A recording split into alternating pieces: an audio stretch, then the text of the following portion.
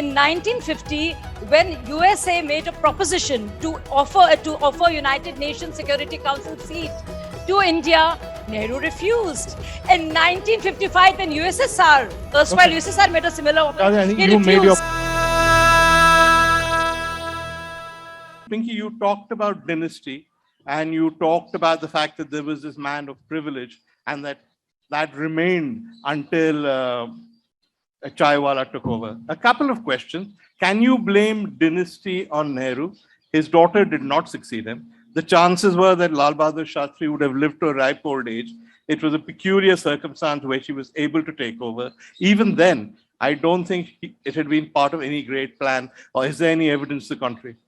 I'm afraid, Veer, I can only tell you that it was a part of a grand plan. There were so many other leaders who were available. Yes, Lal Bahadur Shastri did get out of the way in unfortunate circumstances, but there were several other freedom fighters, leaders who were standing up for society. They were sidelined. Indira Gandhi was chosen. There's no doubt in history about that. You can read history all over again and you'll find not one, but I don't thousands. dispute any of that. All I'm saying is this happened long after Nehru was dead. So can you still blame Nehru for it? Yes, it was ultimately part of a whole design which is continued in focus, and therefore the whole blame, if you like, or the Sahara, if you like, falls on Nehruji's head. So you think there was a grand plan? Absolutely, always? There's a grand plan and it continues till now. Okay. One last thing. You said people of privilege, people from dynasty, nothing happened till a Chaiwala came. Aren't you forgetting Dr. Manmohan Singh, who came from an incredibly poor family, financed his education through loans, and who not once made a public show of, look, I was so poor, look where I've reached. Are you forgetting that? I can only think of one word. Ladies and gentlemen, one answer. The invisible Prime Minister. I leave it at that. All right. Okay. Fair point. Fair point. Fair point. I agree with that. Tripurdaman Singh, you made out a case for saying that Nehru could have done better. Yes? Yes, he certainly could have. He certainly could have. You could have. I could have. But when you say that somebody is the greatest prime minister or is not, then you have to say who's greater than him. That element you conveniently left out of your speech. I consider those prime ministers, the ones who managed fractious coalitions in really adverse circumstances, managed to actually advance their agendas in those circumstances, the greatest prime ministers. And I think India has done the best under prime ministers who've managed to govern under those fractious coalitions. Okay. And all right. in that, so you asked for this. I would. Gujral, Devegowda, greater than Nehru. These are people who manage coalitions. In some ways, managing a fractious coalition. You're a serious historian. It is really your proposition here that no, I wasn't positively hinting towards Devegowda and I.K. Gujral. I was hinting towards both Manmohan Singh and A.B. Vajpayee. But when we talk, as Professor Agarwal did, when we talk about the challenges, we also have to talk about the assets. No, answer my question. Who was greater than him? I would rate. Hang on, he's asking.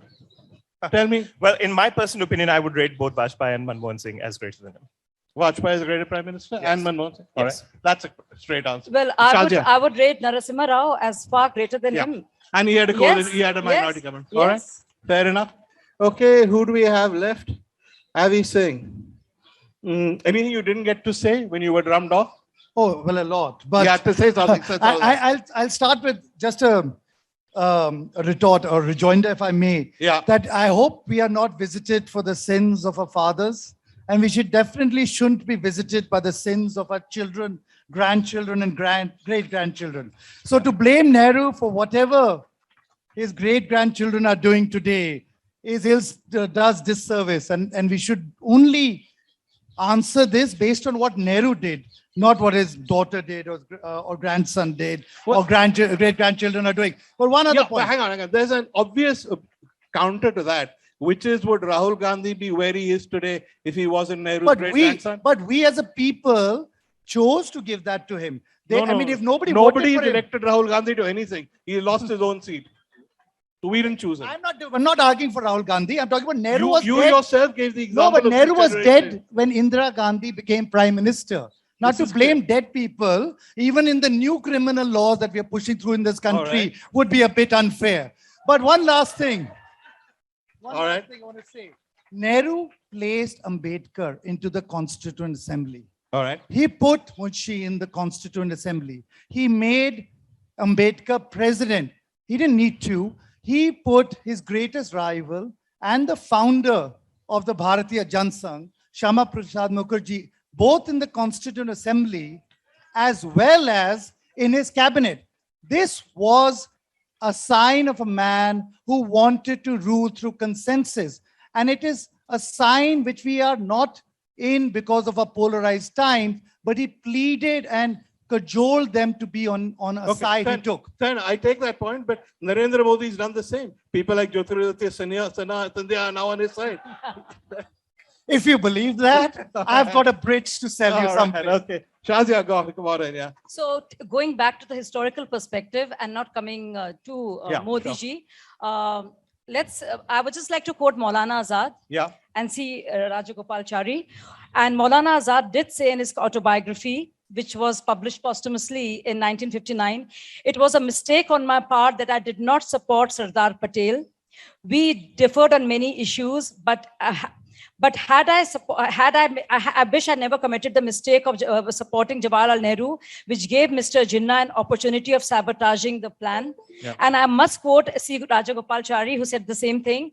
And friends, talking about consensus is really rich, Avi, sadly, because 12 out of 15 state Congress working committees voted for Sardar Patel.